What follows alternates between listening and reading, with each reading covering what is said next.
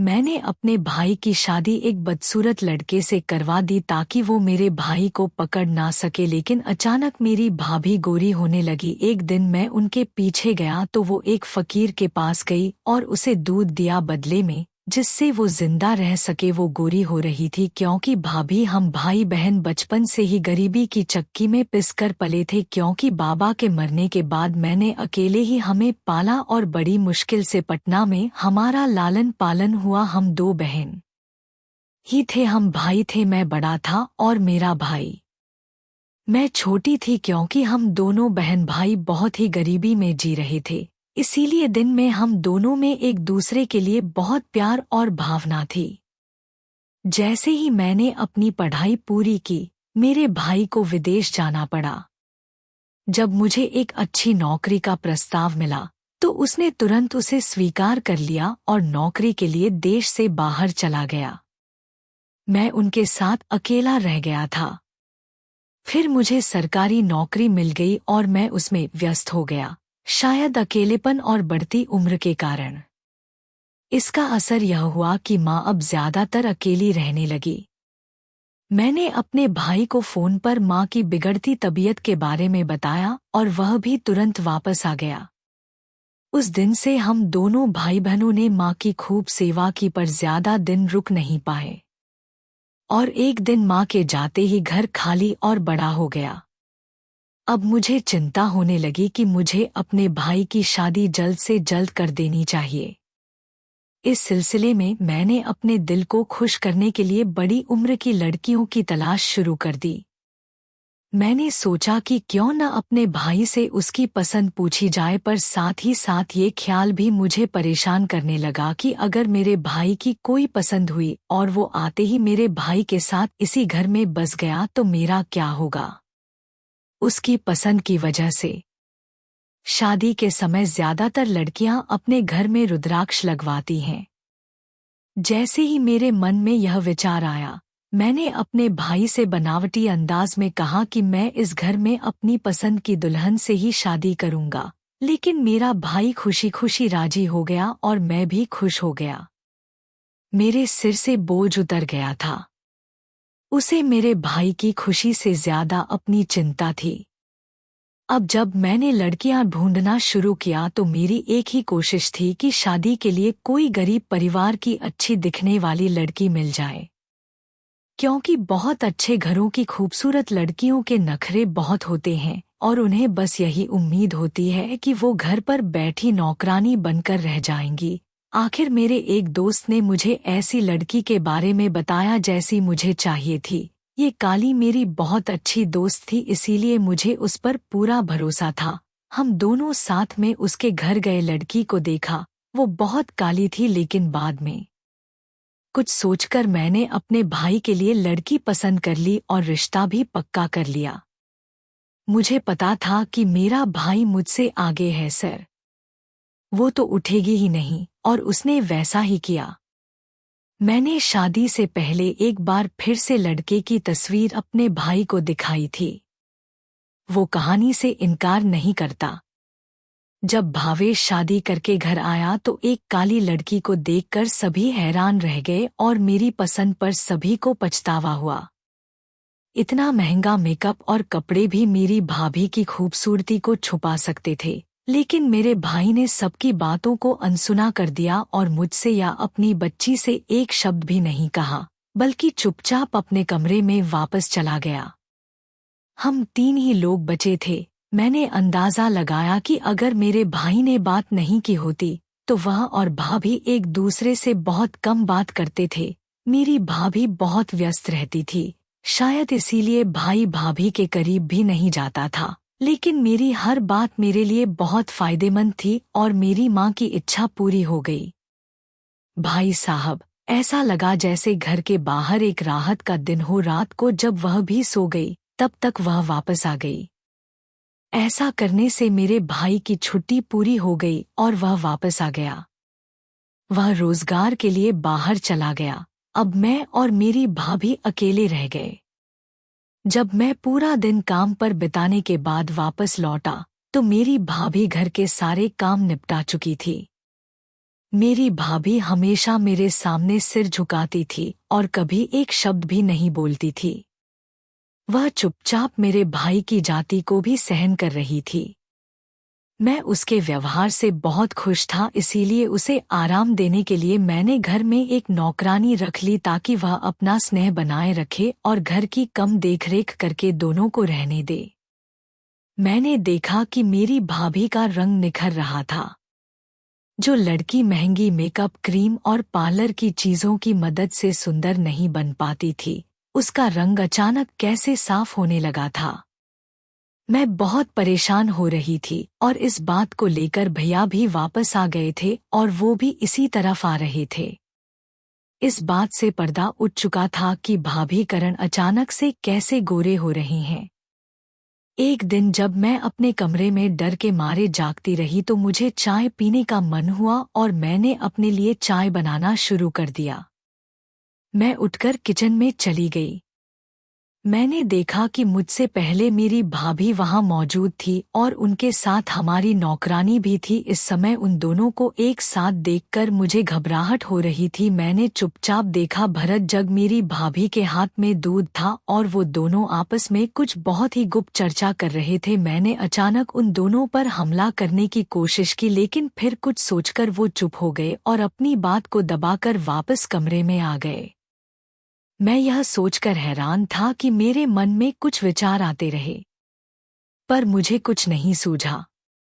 उस रात मैंने अपने कमरे में टहलते हुए बिताई और सुबह बिना किसी को कुछ बताए काम पर चला गया। मेरी भाभी दिन प्रतिदिन पहले से भी अधिक सुंदर और गोरी होती जा रही थी। मैं उनकी सुंदरता पर मोहित हो रहा था। एक रात मुझे अपने घर के पीछे कुछ खरोंचने की आवाज सुनाई दी तो मैं तुरंत उठकर खिड़की की तरफ गया, पर यह देखकर मेरी आंखें फटी की फटी रह गई कि मेरी भाभी और नौकरानी कान बंद करके कोई रहस्य क्यों बता रही थी। मैं 2-3 उठा रहा था। उसके सिरहाने पहुंचकर ऊंची आवाज में बोली, तुम दोनों इतनी रात को यहाँ क्या कर रहे हो? मैंने भाभी से कहा कि मैं अपने भाई को जगाकर सब कुछ साफ साफ बता दूंगी, लेकिन उसने तुरंत कहा कि कुछ नहीं है। मैं तुम्हारे भाई के लिए चाय बना रही हूँ। जब मैंने पीछे मुड़कर देखा तो पीछे से कुछ आवाज आई, इसीलिए वो जल्दी से नौकरानी को लेकर यहाँ पहुंची, लेकिन मैं कुछ देख नहीं पाई। फिर भी मुझे अपनी भाभी की बात पर यकीन है, लेकिन मेरे पास कोई चारा नहीं था, इसलिए मैं चुप रहा। लेकिन अब मैंने तय कर लिया था कि उन दोनों पर कड़ी नजर रखूंगा। मैंने ऑफिस से 1 हफ्ते की छुट्टी ले ली, लेकिन घर पर किसी को नहीं बताया और मैं सुबह जल्दी उठकर उसे घर से बाहर ले जाता और किसी शांत जगह पर चला जाता। मुझे पूरी उम्मीद थी कि जल्दी ही भाभी मुझे घर से बाहर ले जाएगी और नौकरानी के साथ हुई सारी बात बता देगी कि मेरा इरादा भाभी को पकड़ने का था। और जब आखिरकार समय आ गया तो मैं उसे घर से बाहर ले गया और चुप रहा तो भाभी नौकरानी के साथ मिलकर उसे दोनों हाथों से पकड़कर मुख्य सड़क पर ले आई और वहां से रिक्शा में बैठकर किसी ऐसी जगह पर पहुंच गई जो मेरे लिए बिल्कुल अनजान थी। उसके बाद मैंने भी उसके पीछे चलने की पोजीशन ले ली और दूसरी गाड़ी में बैठने लगा। मेरी भाभी शिक्षा में बैठी थी।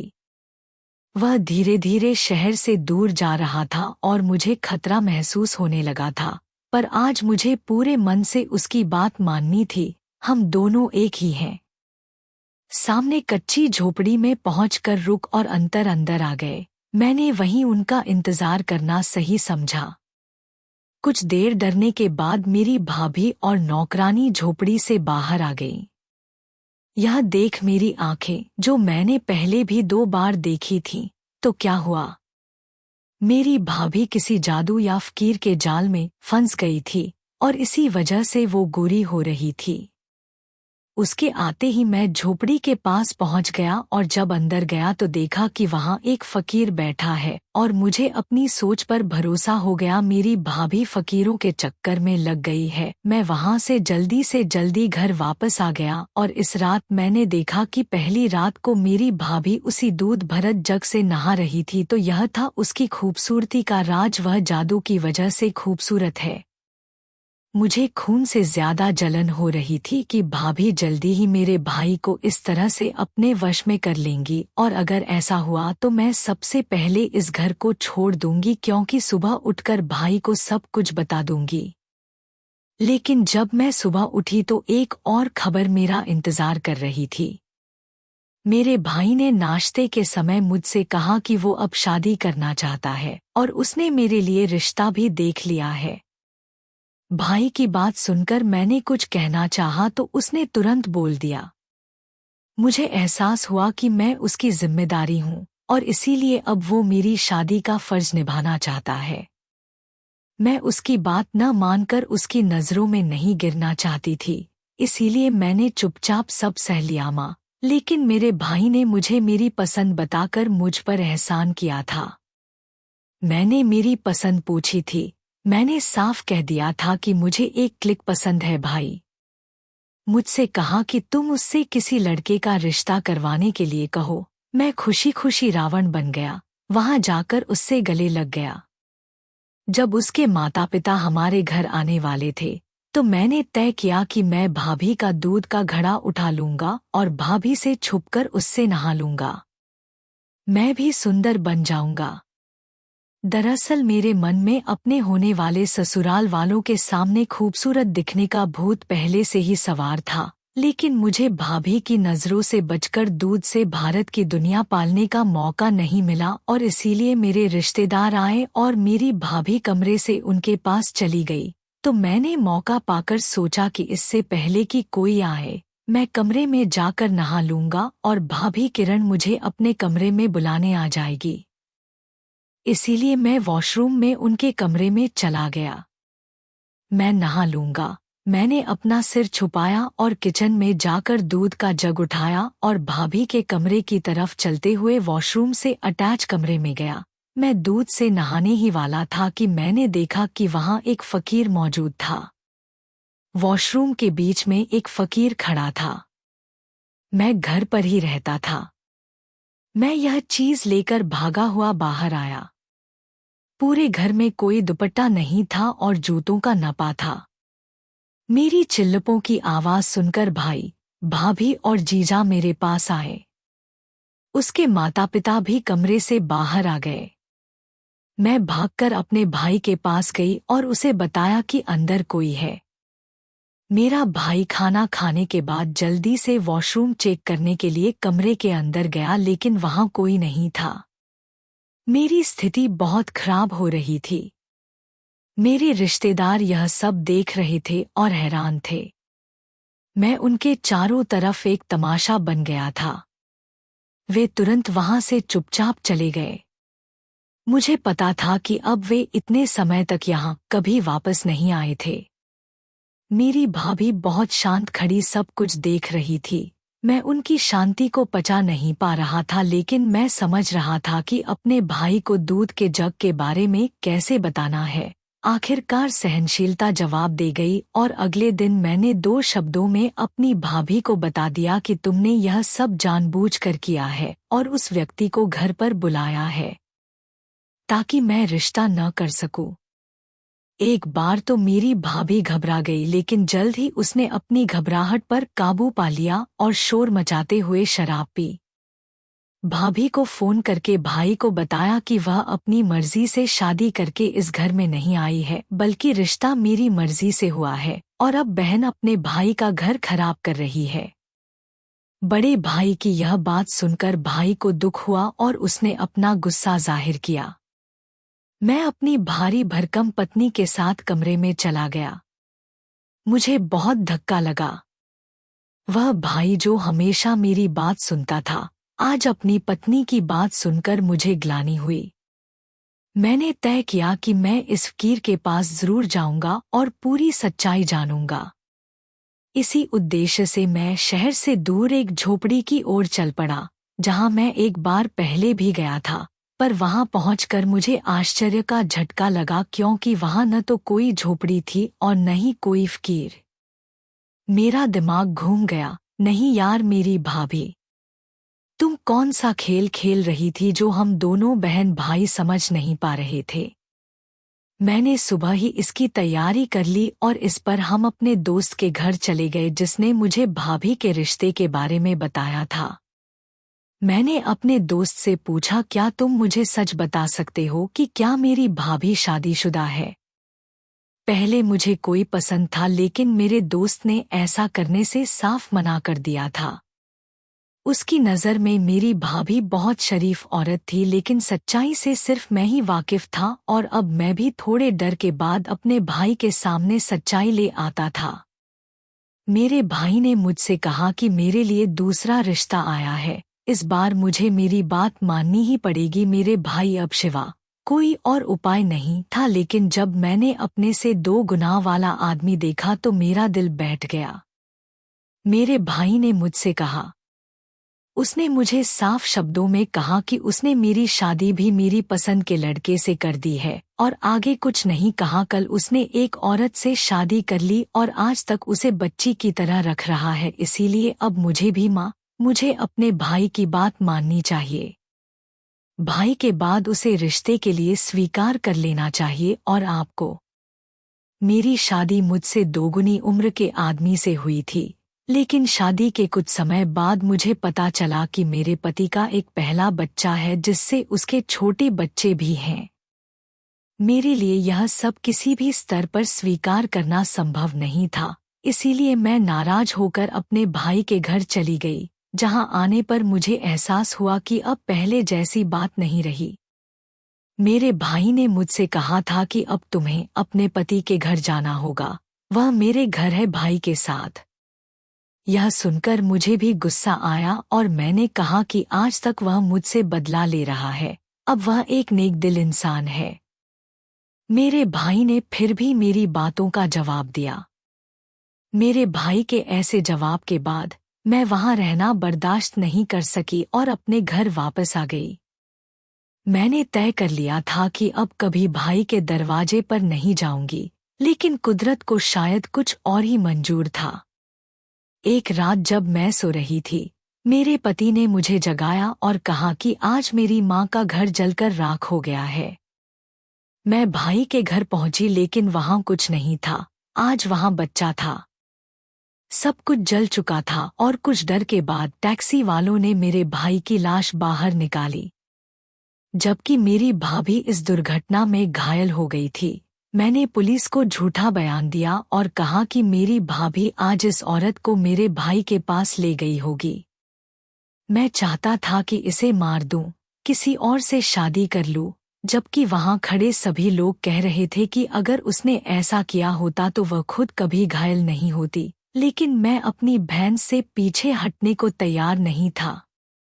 कुछ दिनों बाद जब मेरी भाभी की तबीयत में सुधार हुआ तो पुलिस को पता चला। पुलिस ने उसका बयान दर्ज किया, जिसमें उसने बताया कि बिजली के तार में कुछ खराबी के कारण आज घर में आग लग गई और मेरा भाई अपनी भाभी को बचाने के प्रयास में जलकर मर गया। मुझे अपनी विधवा भाभी का हाल एक बार भी नहीं पूछना चाहिए, और मुझे अपने मारे गए भाई के लिए दुख होता रहा। कई साल बीत गए और मेरी भाभी ने कभी मुझसे मिलने की कोशिश नहीं की और न ही मैंने कभी उनसे मिलना चाहा। मुझे हमेशा ऐसा लगता था कि मेरी खुशियां मेरी भाभी ने ही छीन ली हैं। पति के होते हुए भी मैं बहुत ही अकेलेपन की जिंदगी जी रही थी। एक दिन अकेलेपन से तंग आकर मैं कुछ डर गया और हवा खाने के लिए घर से बाहर निकल गया। सिर में दर्द हो रहा था। मैंने सोचा कि कॉफ़ी पी लूं, और सर्दियों में कॉफ़ी पीना बहुत अच्छा होता है। मैं कैफ़े की तरफ भागा। ऑर्डर देकर मैं मुड़ा ही था कि मेरी नज़र मेरे पुराने दोस्त पर पड़ी, जिसके साथ मैं अपने भाई के लिए डील पक्की करने गया था। इतने दिनों बाद अपने दोस्त को अपने सामने देखकर दिल भी खुश हो गया। गया ने सोचा कि उससे बात करने का यही सही मौका है। मेरी सहेली अपनी ओर बढ़ने से पहले मुझे देखकर हैरान और परेशान सी दिखने लगी। मैंने भी उसकी इस परेशानी का ख्याल रखा था, लेकिन उसे अनदेखा करके उसके पास बैठ गई। मैंने देखा कि मैं खुद से बात कर रही थी, लेकिन उसका ध्यान कहानी पर था। मैंने उससे पूछा कि क्या वह किसी और का इंतजार कर रही है। तब मेरी सहेली ने मुझे बताया कि उसकी बहन आ रही है। मैं उसके परिवार से पहले कभी नहीं मिला था, इसलिए उसकी बहन से मिला। मेरे अंदर भी मिलने का जोश जाग उठा था। थोड़ी देर के लिए डर के बाद जब मैंने कैफे में घुसी लड़की को देखा तो मेरी आंखें चौड़ी हो गईं। लेकिन जिस पल ने मुझे और भी रोमांचित कर दिया वह था जब मेरे दोस्त ने मुझे बताया कि वह उसकी बहन है। बाद में मैं अपनी साली को अपने सामने देखकर हैरान हो जाता हूँ, और उससे भी ज्यादा मुझे अपने दोस्त के धोखे पर पछतावा होता है। मैंने यह सब अपने दोस्त को बताया,